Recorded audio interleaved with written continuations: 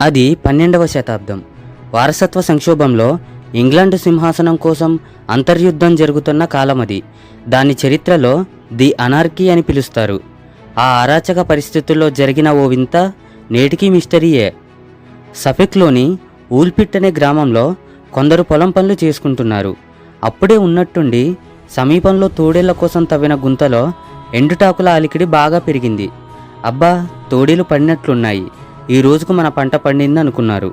వారంతా నెమ్మదిగా తోడేళ్ల గుంత వైపు నడిచారు. దగ్గరికి వెళ్లే కొద్దీ అస్పష్టంగా పిల్లల స్వరం వినిపించసాగింది. ఆ అస్పష్టతకు కారణం స్వరం కాదు, భాష. ఆ పిల్లలు ఏం మాట్లాడుతున్నారో అక్కడున్న వారెవ్వరికీ అర్థం కాలేదు.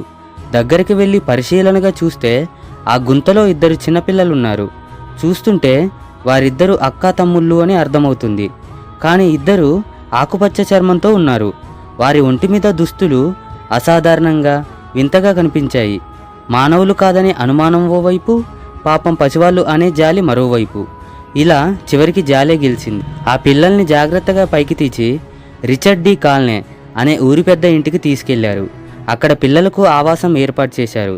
అయితే తినడానికి ఏం పెట్టినా పిల్లలు వద్దంటున్నారు. వాళ్ళు చెప్పిన మాటలు పిల్లలకు అర్థం కాలేదు. పిల్లల అవసరం పెద్దలకు బోధపడలేదు. ఆకుపచ్చ రంగులో ఉన్న ఆ 2 చిన్నారులు చాలా రోజుల పాటు తిండి తినలేదట. అయితే కొంతకాలానికి కాలనీ తోటలో పెరుగుతున్న బఠానీ మొక్కల నుంచి బఠానీల్ని తెంపుకొని తినడం మొదలుపెట్టారు. అలా కొన్ని నెలల పాటు వాటి మీదే బతికారు వాళ్ళు. దాంతో ఆ పిల్లలు వేరే లోకం నుంచి వచ్చి పడ్డారన్న వాదన స్థానికుల్లో బలపడింది. తర్వాత కొంతకాలానికి కాలనీ ఇంట్లో కాల్చిన రొట్టెల్ని తినడం మొదలుపెట్టారు ఆ పిల్లలు. దానివల్ల క్రమంగా వారి చర్మం రంగు మారుతూ వచ్చింది. పిల్లలు స్థానిక భాష నేర్చుకొని మాట్లాడడం ప్రారంభించారు. అలా నెమ్మదిగా వాళ్ళు సాధారణ మనుషులుగా మారుతున్న తరుణంలో ఉన్నట్టుండి పిల్లాడి చనిపోయాడు. తమ్ముడి మరణంతో ఆ పాప చాలా కుంగిపోయింది. తేరుకోవడానికి నెలలు పట్టింది. ఆ బాధలో చుట్టుపక్క వారితో అనుబంధం పెరిగి అమ్మాయి మాటల్లో స్పష్టత వచ్చింది. ఆమె ఇంగ్లీష్ మాట్లాడడం నేర్చుకుంది. భాష పూర్తిగా వచ్చిన తర్వాత ఆ అమ్మాయి మాటలు మరింత ఆసక్తిని రేకెత్తించాయి. నేను నా సోదరుడు గతంలో ఉన్న చోటుకి ఇప్పుడుంటున్న చోటుకి చాలా తేడా ఉంది.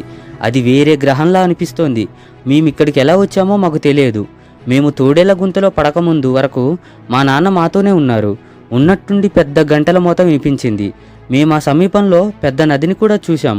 ఆ క్షణంలో మాకేమైందో తెలియదు. కళ్ళు తెరిచేసరికి మీ ముందున్నాం అని చెప్పుకొచ్చింది ఆ అమ్మాయి. ఆ పిల్ల అంతా చెప్పుకొచ్చినా ఆ అక్క తమ్ముడు ఎక్కడి నుంచి వచ్చారనేది అక్కడున్న వారెవరికీ అర్థం కాలేదు. అలా కాలనీ ఇంట్లోనే పెరిగిన ఆ అమ్మాయికి ఆగ్నస్ బారే అని పేరు పెట్టారు. దగ్గరలోని కింగ్స్లిన్ పట్టణానికి చెందిన ఆర్చ్ డీకన్ రిచర్డ్ని పెళ్లి చేసుకుంది. నివేదికల ప్రకారం ఆమెకి పిల్లలు కూడా పుట్టారు.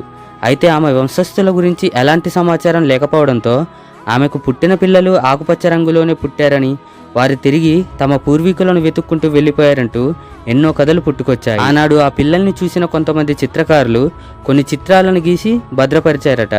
అయితే తర్వాత కాలంలో ఈ అక్క తమ్ముళ్ళిద్దరూ బెల్జియంలోని ఫ్లాండర్స్కి చెందిన ఫ్లెమిష్ వలసదారుల పిల్లలు కావచ్చనేది ఒక వాదన పుట్టుకొచ్చింది. 12వ శతాబ్దంలో అనేక మంది ఫ్లెమిష్ వలసదారులు ఊల్పిట్ సమీపంలోని పోన్హామ్ సెయింట్ మార్టిన్ పట్టణానికి చేరుకున్నారనే ఆధారాలు దొరికాయి. పోన్హామ్ను ఊల్పిట్లను లార్క్ నది వేరు చేస్తుంది. ఆ పాప చెప్పిన నది అదే కావచ్చని అంచనా వేశారు. కింగ్ హెన్రీ II పాలనలో పోన్హామ్ యుద్ధంలో చాలామంది ఫ్లెమిష్ వలసదారులు ప్రాణాలు కోల్పోయారు. ఆ యుద్ధం కారణంగా ఆ అక్క తమ్ముళ్ళిద్దరూ తమ వాళ్ళను కోల్పోయి అనాథలుగా మారి ఉండొచ్చని పాప విన్న పెద్ద గంటల చప్పుడు యుద్ధానికి సంబంధించిందే అయ్యుండొచ్చు. అలా అనాథలైన ఈ పిల్లలు అడవి బాటలో పడి పోషకాహారం కరువై అనారోగ్యానికి గురై ఉండొచ్చని, పిల్లలను కాపాడిన వారికి వీరి డచ్ భాష అర్థమై ఉండకపోవచ్చని అంచనా వేశారు. ఈ అంచనా నిజమైతే పిల్లల చర్మం ఎందుకు ఆకుపచ్చగా ఉంది అనే ప్రశ్న మరింత లోతుగా ఆలోచించేలా చేసింది.